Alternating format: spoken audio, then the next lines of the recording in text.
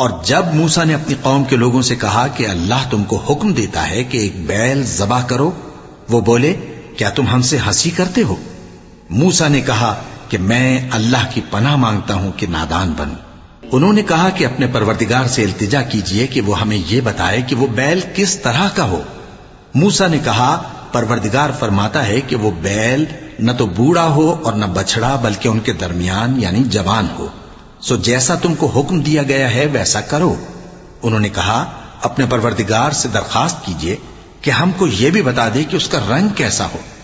موسیٰ نے کہا پروردگار فرماتا ہے کہ اس کا رنگ گہرا زرد ہو کہ دیکھنے والوں کے دل کو خوش کر دیتا ہو۔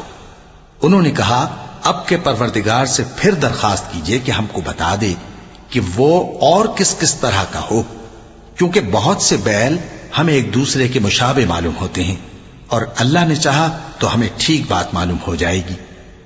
موسیٰ نے کہا کہ اللہ فرماتا ہے کہ وہ بیل کام میں لگا ہوا نہ ہو، نہ تو زمین جوتتا ہو اور نہ کھیتی کو پانی دیتا ہو، بے عیب ہو، اس میں کسی طرح کا داغ نہ ہو۔